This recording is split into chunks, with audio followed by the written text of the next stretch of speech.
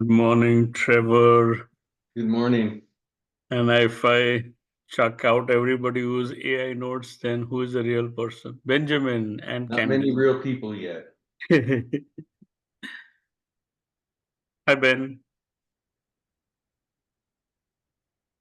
Hey, good morning. How you doing? Yeah, doing excellent. How are you? All right, all right. Good to Very see good, you. very good to see you too.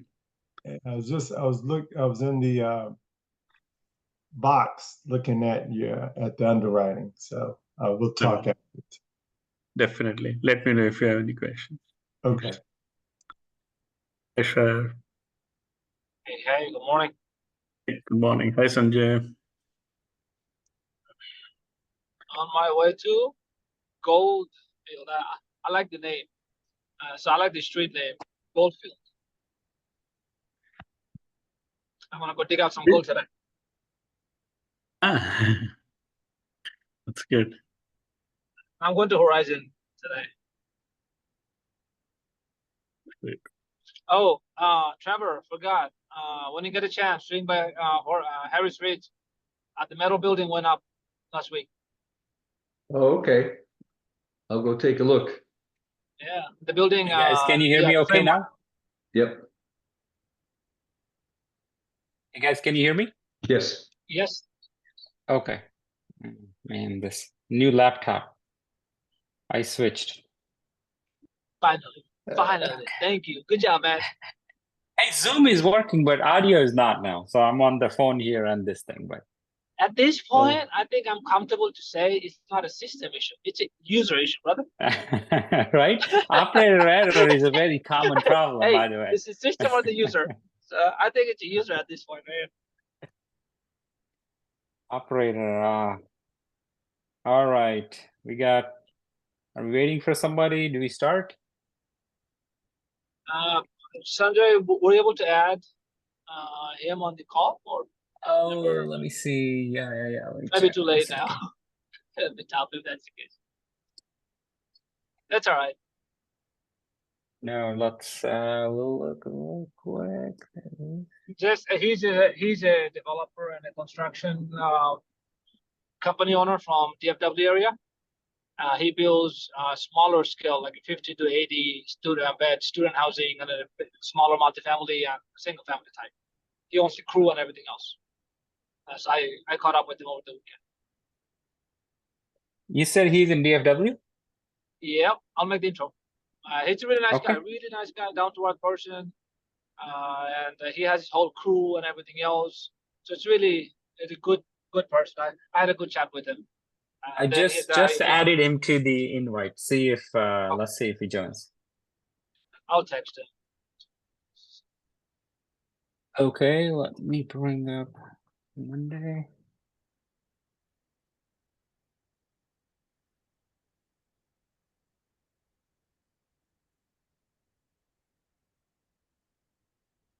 Oh, forgot.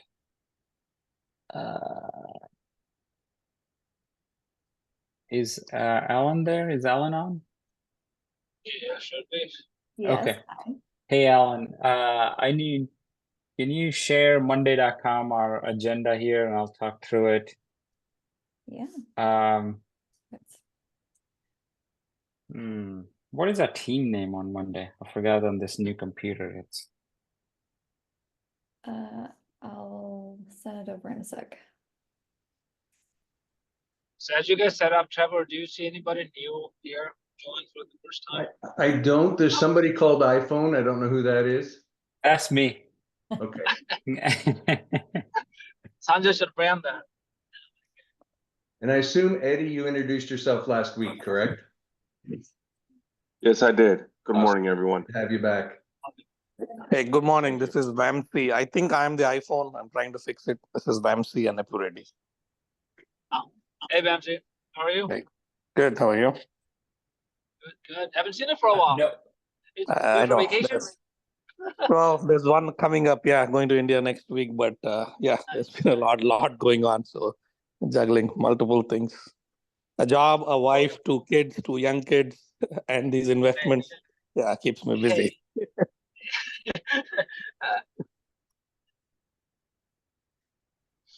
All right, let's get started. So no new today. Good. Welcome everybody. No bots. This is our insider circle for our master's students, as well as the partners who we have worked with or may work with in the future on the deals. So we are open book for this one. Just use the information here.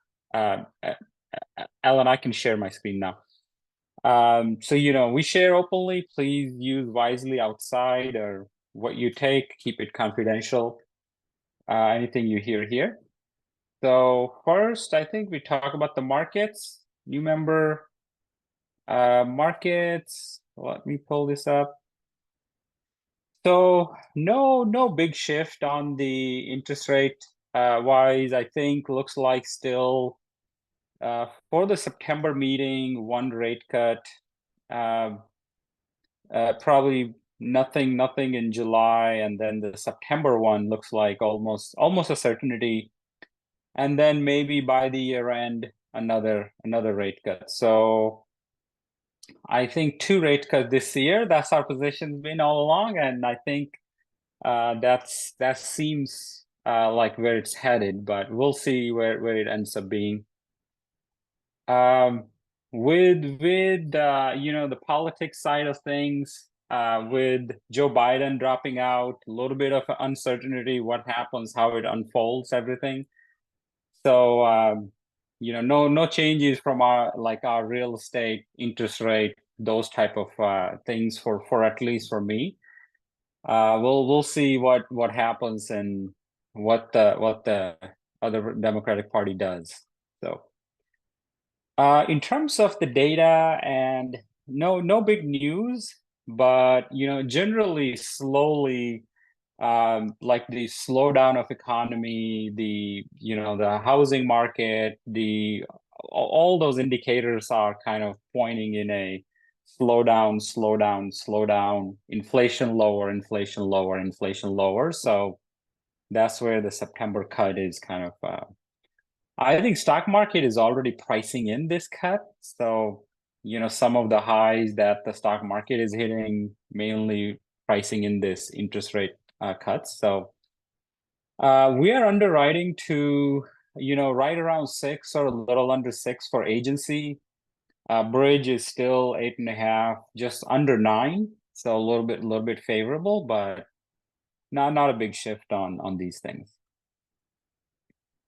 Sharad, anything else to add there? Yes, a couple of things. I'll start with the politics. Looking forward, I believe there is 2 thoughts that are running right now. We haven't seen any data yet.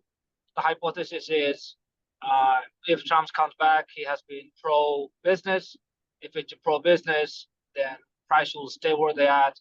Cost of capital will be high it is. So there's a likelihood of it's higher for longer, for long. That's one scenario. Other scenario is that business as usual. So we don't see much of a dip coming through next 1 year, maybe 1% and a rate cut based on where we at till end of the next year, from now till then. But on the other side, there's a likelihood that it may not go that deep, or this may stay a little bit longer. So that's one. Again, we just don't know, because from the politics perspective, one, I came in when market wasn't doing good. I moved it, versus I came in on top of the market. I'm trying to stabilize. So that's what's going on one side. Then macro side, no issue at all. Everything is as is. That we talked about. But going back to the micro inside the U.S. banking, we're seeing the tightening up of the loan reviews. That means the refi will be a really issue for the bank outside the agencies. And that's, I had a call with the credit union, A+ credit union plus CD issue last week, Thursday and Friday. Same thing that they said, they get ranking on their loan quality, and the assumption that they made on that, those rankings becoming tighter and tighter. So the lending will be an issue for the next 6 months ish to come. I feel like the bank has to go through now that crunch of the balance sheets that they have. So that's what we're watching for. So you'll see the lending will tighten up as you go through. So that's all. Back to you, Sanjay. Yeah, no, they're good. That's I think the interest rate not as low as some of the market predictions were for next year. But we'll see. There are a few things politically, as much as I like to stay party agnostic, the policies can have impact. So we're watching some policies. Maybe at one of the future calls we'll talk once there is more deep reading and more information on that. So we'll come to that. Okay, well, finally we have Grove at Pinemont under contract last week. It's a $33-ish million purchase, 411 doors in Houston, right off of 290, which is the highway from Houston to Austin. So really excited about that. We have all hands on deck. Total about $15 million capital needed, out of which we're shopping for pref for around six-ish for pref, and then another $9.5 million capital raise. So we invite everybody and anybody whoever has any interest, you want to learn more, anything you want to see on the deal. It's a great opportunity. We maybe next week we will share more details, but a lot of the communications and emails and will be going out. We'll be putting a webinar schedule together, and that one goes out. The Chirayu, I'll come to you in a second. The Midland deal, the loan was submitted a week and a half ago. Agency, we got some questions back. They provided back. So that one is progressing nicely this week. We're expecting some sort of a response and hopefully move towards closing for early August. So that's a little bit of smaller deal, but a newer, more of a B+, A- type of a deal. So really looking forward to getting that closed and moving on from there. Chirayu, you had a question? Yes, and this was for the earlier topic. So quick one. If the rate cut comes later in Q4, politically it may be connected with Trump's victory. I'm almost thinking, will Fed give us a surprise by giving a late Q3 rate cut, which is in August or September? Just wanted to know your views on that. Just to make it unbiased, they might come with an earlier rate cut in end of Q3, let's say August or September. Yeah, so I have held a personal opinion that Fed is really agnostic, party politics agnostic, right? Fed is one of the agency that is independent and does not answer to the legislature, right? They make their policy based on their inflation data, based on unemployment and economy and all those factors. So I think I've always held they don't care, is it Democrat or Republican or this or that. It's very data driven. And I think we did a Wednesday webinar on this, how the data flow for the Fed works. All of the 12 Feds have visibility to all the debit, bank, ACH, wire, credit transactions across all US, right? Imagine the amount of data that is. So the credit card payments getting delayed, the mortgage being paid on the first, a majority of the mortgage is being paid on the first, second, or being paid on the 10th, or the percentage of mortgages that are being paid close to the due date. Forget the delinquency and foreclosure and that data. Fed have access to hey, most of the mortgages are paid close to due date or not close to due date, and what percentages, right? So based on that, the Fed makes that decision, makes the data. So I've always held that position. And actually, last week, I think, Sharath, you shared, I watched that, I forget, Bloomberg or who did an interview for chairman. And that same question was asked that, Chirayu, you were saying, and he was very clear that we don't really make a decision based on that. So Fed doesn't care that if they have to decrease the interest rate in September, that it's going to favor Trump or not. or favor Biden or not. It's a data-driven decision. Now, Fed policy-wise, there are a lot of views out there. Is it right or wrong, or what they drive? And there is discussions on those, but at least they make the decision based on the data and their best knowledge at the time, right? So I really think unless there is a significant data shift happens in August, September cut is very highly likely. And as we're seeing on that probability chart, it's almost 98, 99% for the September. Nice. Okay, thank you. And Good, for good. everyone, there was an interview done by Powell, about his philosophy of his bias going to the COVID, what did they drive, what slipped, and also coming and Jive was they don't care. Mostly, he doesn't care. Okay. Thanks, guys. I appreciate it. Good. Thank you. Okay, so the Midland, the Grove at Pinemont, and then the Candela in Houston, we're still tracking that one. Sherrod, we did get under contract last week, or that's Yes. still not? So contract? Candela contract is both parties signed, and it hasn't come back to us yet because they're trying to get another contract. Candela is a two-part. Part A is with us. Part B with what's the company's name? Alliance Home Builder Residential. They do Class A multifamily as well. So they're trying to put those two contracts at the same time before they release it. And from underwriting perspective, we had a final view with the Realty One last Friday, and we're trying to align the total LP return. And it got really technical. We started debating between IRR versus XIRR because we're trying.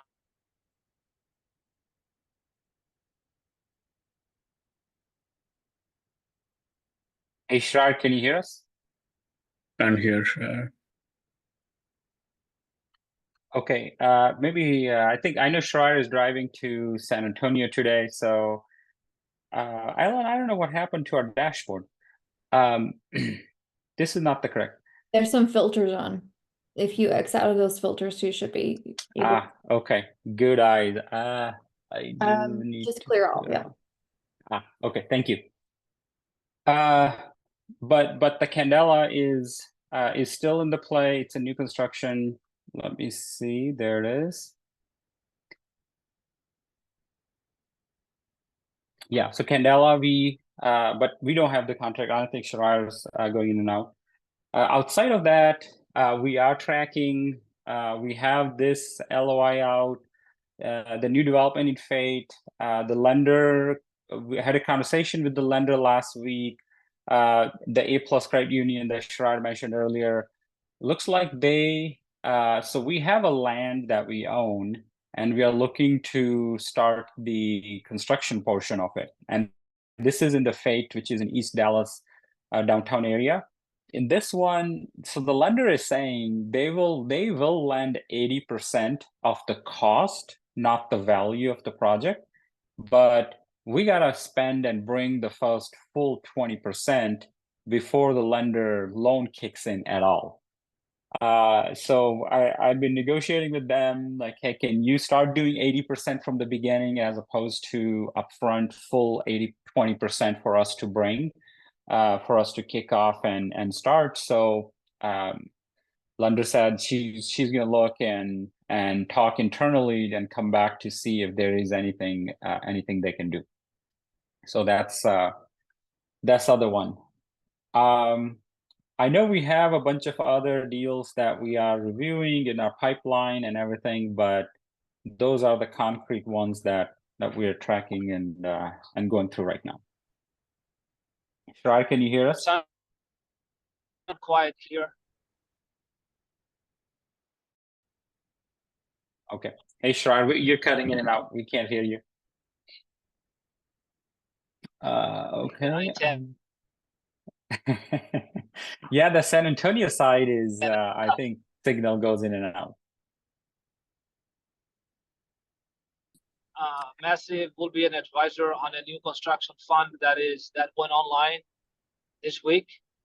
So just to let you know, FYI, we are advising someone for their own fund. So we have a fund one has been launched, I guess, which is we're not leading it. And then fund two that we're going to launch, that's going to be built on top of that. That's all. Back to you, Sanjay. Yeah, so thank you for that. This PIN partnership that we talked about, we are looking at options with some new concepts. Some new concepts there, really high cash flow on a new build property. So we're exploring some, nothing concrete there. Equity plan by project. So we have an open community call on Thursdays. That's open to everyone. But from a capital perspective, we're looking at Grove at Pinemont, 9.5 total raise. Candela is about 5.5 million. The Fate Texas deal, that one has about a $2.5 million raise. So those are the three main capital raises that we're tracking for the deals. And outside of those, the debt fund that Candace from Massive Capital, she's leading it. And then we have the new construction fund. Janae, she's kind of heading that and leading that. So those two are almost ready to launch and going forward in full steam. From a project perspective, we look at a lot of deals. Alan and Jassy are the two. They go through so many deals. I see a lot of traffic, but they really take care of all of it and bring it centrally in this clean format for us to review. So we KP Midland deal is we are just the KPs. So $5 to $15 million deals with the with the master system, kind of guiding through the steps and everything else for the deal itself. So if anybody have anything, please feel free to shoot it over to us. You can go to massive.capital and submit on the top right corner. There is a submit button. You can submit there. That one, if you fill out all the data that the required fields, the napkin calculation gets done in this chart right here. Of course, deals at massive.capital send try to add a little bit more flavor for why it's a good deal, look and a little bit and try to learn. So we turn around and at least provide some feedback on there. On that note, has anybody been waiting or on a deal that they have sent to us, been discussing that we haven't responded or gotten back to?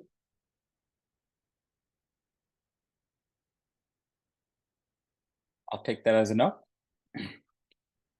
Okay, so in terms of events and activities, of course, we have our Wednesday webinar that's on a regular scale every Wednesday, 6 p.m. That's there. We do have our dates finalized for the two-day in-person event, August 23rd and 24th. It's a Friday, Saturday in Houston. The event, it's on the Eventbrite. So it's a full 2-day end-to-end. So, in the past, we have done separate in-person workshops. So acquisition, capital stack, equity raising, and then the asset management. So August 23rd, 24th will be all of those three combined over the 2 days. We'll go through end-to-end, all the details for that. So if you attended one and missed the other two, or attended two, missed one, you want to see it all together in one place, please feel free to join this, reach out to us if you need the link, but it should be linked through our website also for the Eventbrite. The due diligence for Grove at Pinemont tentatively scheduled for Thursday this week. We are working with a property management company, so we don't have a need for a big team like we did for Fred Place in San Antonio. So we're only inviting our master students at this point for a learning perspective, but by end of day today, tomorrow morning, we'll know more and we may open it up to more outside folks. But This will be a big day this Thursday for that Grove at Pinemont due diligence and everything else. So there is a bus Great. tour trial. Hey, Go ahead. Sanjay, real quick, on that note, just as a reference point, the total cost of due diligence just for them, it's about $25 a unit, right? Roughly. Yeah. So yeah. Talk So a the little more yeah. about the cost of it, so we can underwrite it that way. Thank you. Yeah, so just from a due diligence inspection, our time aside, the vendors that we hire and bring in, and all the data streamlined and everything comes in, there's a 10 to 15,000 on just the inspection side, and then of course the marketing, travel, all of that adds up. So for Fred Place San Antonio, we did some of the expense and end up backing out. Just the deal got a little too risky for us.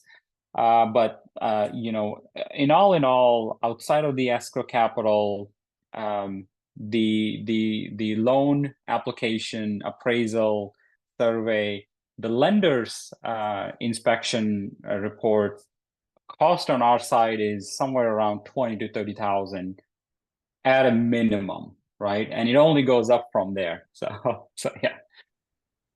Thank you, Sanjay. So as of now, come Friday, if we back out, we'll be out of pocket around $17,000. It's a cost of doing business for a deal at this size.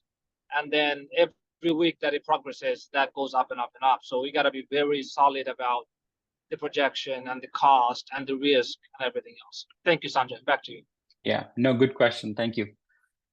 So we do have a bus tour in Houston. I think we did finalize a date. I don't think Rimsha is here. I need to check on that. We'll just watch out for our email. It'll be on the email announced there. And so that's basically some of the projects within Houston, going around discussing. It's a full day type of a bus tour, in-person event, which is separate from this August event. Sanjay, on the bus tour, we'll show the land development and BTR model, and we're trying to figure out, can we stick in a triple net section of it as well? But for now, it's a BTR.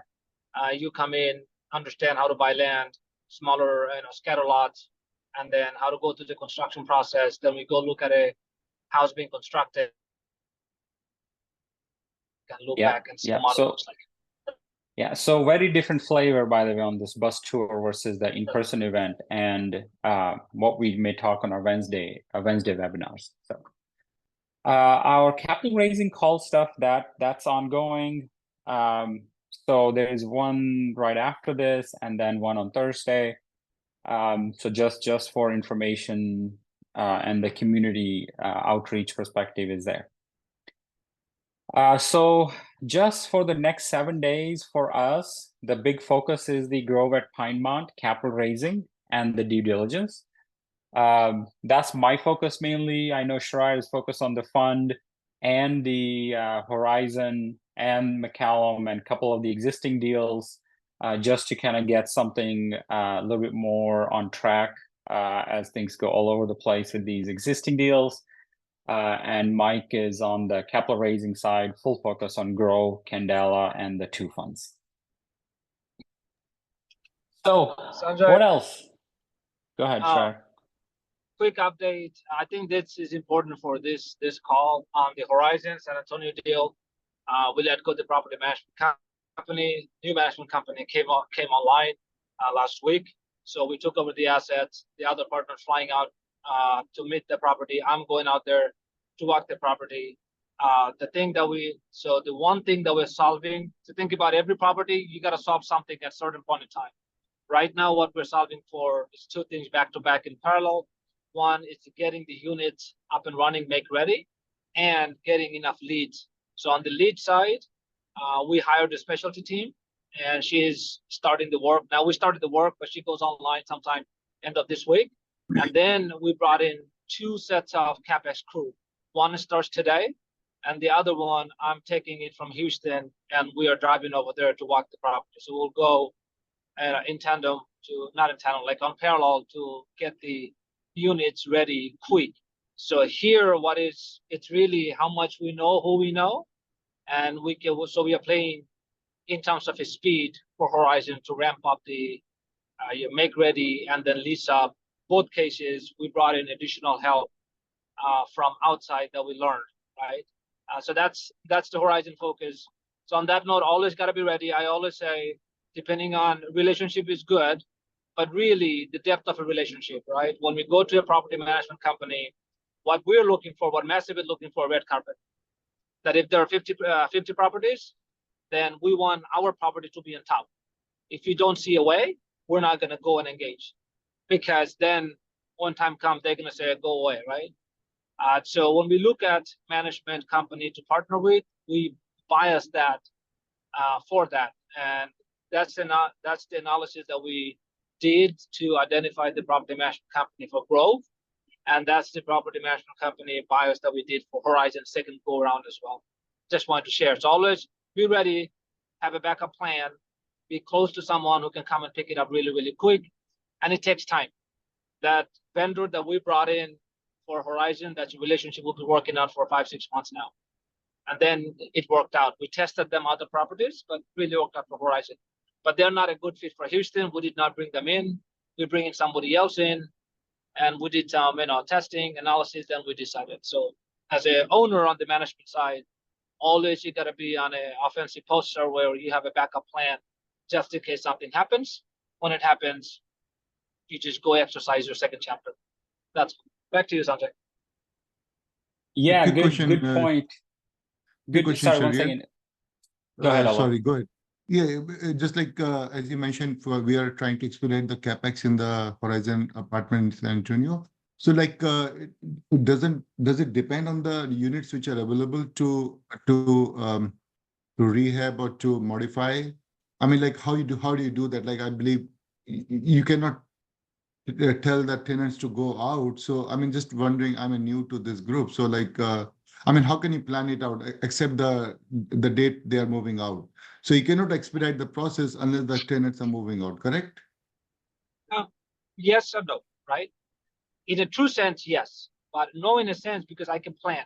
So a question that we ask is that first, next 60 days, how many units are coming out vacant? It's 3 buckets. Okay. I have already vacant. That's already know hard. I can walk and take a look at it. And the second thing, month to month, we assume some percentage of the month to month will walk away. So we go do inspection, whatever it is. And the third layer is how many units are coming up to be in month to month, expiring lease. So when you stack all 3, you get to say, hey, I have that many units at least on hand that I need to deliver, get my team ready for that. Then as the time comes, we deliver that. Okay. All right. Thank you. Good question. Hello. Thank you. Sure. Thank you. Back to you, Sanjay. Good. I'll stop the share so everybody can see the faces. Happy to answer any of the questions. Anything else? Anybody want to bring any other topics or discuss? Yes, Sanjay, quick question. Like somebody was asking me what states we are working. So I know Texas, Florida, and I believe Colorado. So is any criteria, because why I'm saying, I met a guy, he's in Nebraska. So he's asking me like, do you have any project over there? I said, I'm very doubtful, but what are the criteria to select a state where you want to work future forward? So like, how do you decide, or what's your take on this for the different so we have our buy box roughly laid out here. It's not a very hard and fast, but generally, these are the states that we are bullish on from a growth markets, as we call it, asset types, multifamily, 100+ doors, but Colorado and Carolina markets tend to be higher per door pricing. So, those markets may be okay on a lower size, anywhere from 10 to 40-ish million, but we can go up to 50, 60. But statewide, yeah, this is our Okay. Okay, by got it. Okay. good question. So for Nebraska, no, right now, right? For Nebraska, the Omaha, Nebraska, he lives there. So for that particular town or state, You're on mute, Alok. You sorry, what I'm saying, like so as of now, for Omaha, Nebraska, so we can say no because we are not working that state as of now, correct? Yeah, so generally it's not a big focus state just because of the size and the volume. Okay. If somebody local is there, there's a good deal that needs some support. They got a good business case, higher cash Oh, flow. okay. They're using the right exit cap rate. We'll consider it, but it's not a even a 6 cap type of place in our opinion. So yeah. Got it. Okay, thank you. I'll let him know. And Yeah. one other point to consider, if there were people we were already friends with and they were in a market and they needed somebody to back them to take them to the next level. So a lot of ifs, right? If we knew them, if they had an experience level, they'd been doing well, but they needed a support of a bigger team to take a bigger deal, then that's a whole different topic than some guy you just met who has a deal in Kansas. You'll meet hundreds of those eventually. You're right. You're right. Yeah. Yeah, so it is. Got it. Thank you. Yeah, this is Vamsi. Just to confirm, so I can go ahead and submit a land deal that's available in Florida on the site. Florida, we would definitely look at the project. Okay. Yeah, so from a land deal perspective, typically, if it's already entitled project, that's the first sort of the priority for us to look at. I think it's not completely entitled yet, but it is zoned for multifamily. I think the conversion needs to happen, and that is the potential opportunity. I mean, the eventual build is an option, but at this point, the primary interest is to acquire the land, do the entitlement, and then do an exit. At that point, or if there is a builder that's available, like Massive, that can actually partner with somebody and build, then that's another project by itself. Yeah, I mean, if the owner is willing to bring the land, then we can walk through and work through the process of entitlement with the owner. But we are very, very picky on land that we're going to buy and take it through the entitlement, just because that's a very high risk. And once our funds are going, I think we may switch. Maybe 3 months we may switch a little focus on that. Okay. But I'll still go in and submit so that you guys can look at the specifics and see. Yeah. Okay. Yeah. All right. Let me do that. Thanks. Very good. And Sanjay is on fire today. I see the text on the side. So, hey, thank you, everybody. On that note, just kind of a couple of things to keep in mind is from our data analysis perspective, when you partner with someone, when we partner with someone, ask the question that how many of the team, how many folks in the team is new, and who's bringing the expertise of do the actual work. Already a lot more on the delivery of the project. So, and we see that on the construction side, we see that on the land side, because, on that court before, and over time, I switched my position a little bit, and mostly because I got my ass kicked. Early on, I thought, hey, buy the land, call the attorneys, call the appraisal guys, they'll replat the whole thing, they'll go to the city, I'll get the permit, boom, I'll sell it, boom, I got my money. Nice and cool and sexy, right? But it's not the case. There's so many things goes wrong, so much money you're gonna lose, so many heart failures you can be unless you know a partner who has developed locally in that county many times. So as you build your plan, please look at it that lens. You'll get a lot more clarity and potentially sanity as you build your deal team as you go. So submit the deal, Ramsey. We'll take a look at it, absolutely. But use that Sure. angle to justify the team. Same Sure. for new construction. On paper, it's fantastic, but one cost get you on the sideline, you'll be all up. So we are in a mindset where that we're not betting on a low cost because my cousin owns a construction company and his uncle owns a sheetrock company. We are in a school of, hey, I want to pay retail price, and I still want to do the deal. And we create value by doing the deal, not cutting costs on a sheetrock. Use that philosophy on a larger project. That's gonna put you in a little bit more tougher spot, but will help you find better deals. Those are our learnings over the course of the last 2 years of getting our ass kicked. Sanjay, back to you. No, Roger, that's sure. I'll do that. I mean, I think the people are there, the expertise is there, but I will submit and we'll run the course. Yes. Yeah, absolutely. Sounds good. Thank you, guys. We'll give 20 minutes back. Everybody, Monday morning, get going and kicking. Hey, Thank you, everybody. time to buy some assets. Worst time with the market, but time to buy some assets. So go get some assets, right? Thank you, Sanjay. Thank you, everybody. Thank you, guys. Thank you. Good day.